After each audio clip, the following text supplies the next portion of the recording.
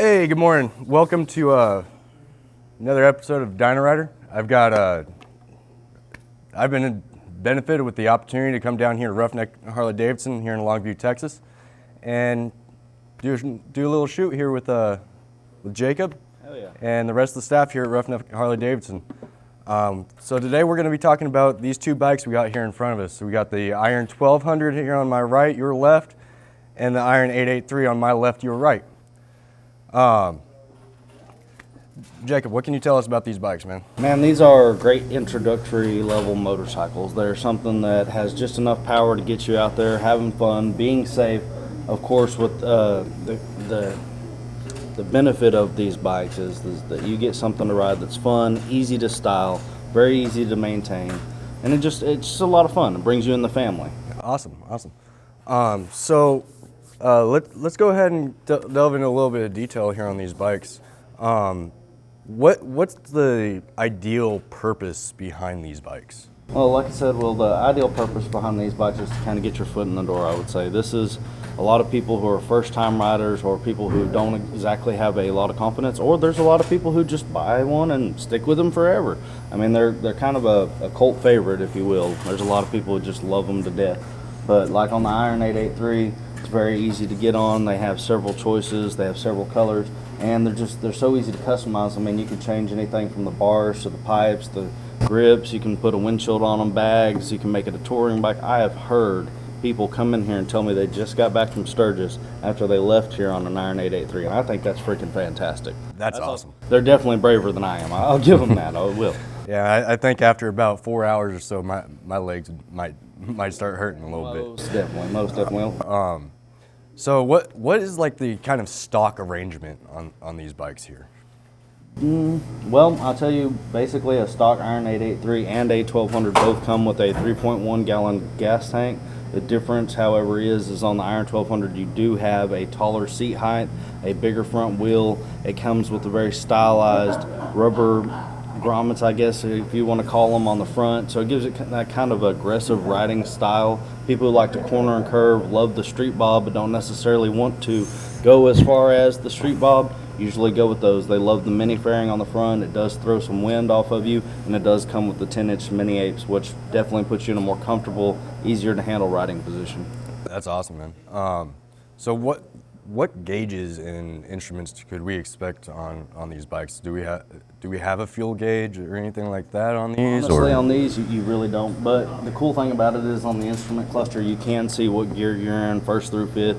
You can see what RPMs you're riding at. It does have a check fuel light that comes on roughly 30 miles before you go to empty. I know it's a little rough not having a gas gauge. They do have an LED gas cap that you can put on both of them that kind of gives you your gas gauge on both of them. Typically what you'll get is about 42, 43 miles to the gallon on these bikes. So you should get roughly 120 miles depending on, of course, how much roll into the throttle you give it there.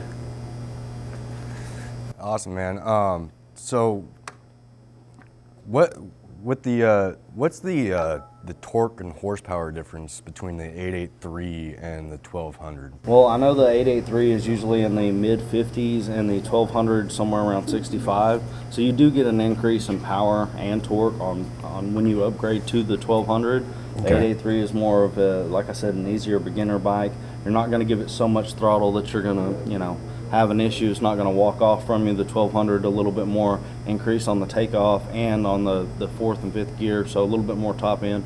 It just gives you just that extra kick when you're trying to take off and have a little fun. Okay. And then as far as like you mentioned being able to put like a fuel gauge cap on here, is that like kind of being able to add that personal customization flair to your bike, making it unique? Shops, they have a lot of customization. I know Aaron, our parts guy in particular, has a parts book about this thick with nothing but awesome customizable things you can do to them, and they have a section pretty thick in there just about Sportsters. Like I said, you can almost change anything on these bikes. They're very personable. You can make it your own, which is kind of the cool thing about Harley-Davidson, I think, in the first place, is you can tell your own story. You can be different and still be a part of a family. Okay.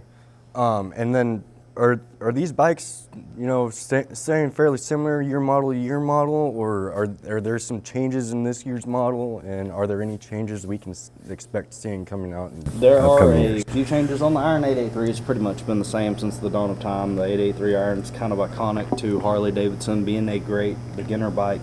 The Iron 1200, that is a little newer. It came out in 2018, and basically, like I said, it offered a more stylized street bob-like ride for not a street bob cost.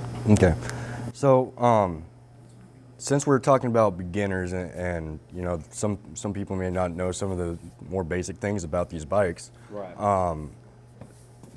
Are these bikes, do they have a manual or standard transmission, or are they automatic? How's the clutch and the transmission system working?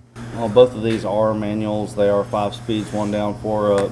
Very similar. It's very easy. You just pull the clutch in, push it, and then let off slowly. You'll find your friction zone. It's pretty easy. I know you've got a lot of videos, especially Dynarider here's got some talking about beginner riders and how to get comfortable with your new motorcycle. Okay, and then are these the only bikes in the Harley-Davidson beginner lineup, or are there a few others? Oh no, there's a whole bunch more that we can touch on. I'm sure we'll do more videos. There's the XG500, XG750, both, you know, very easy to begin on. They actually use them in the rider's course. There's the Roadster 1200 for people who like the more sport bike feel, taller seat height, lower handlebars, gives you an aggressive style ride. People like to corner and curve. There is also the, let me see, there's the 48, which is great for cornering and curving. It's got the peanut style gas tank. Very nice looking motorcycle. And then, so just one other question.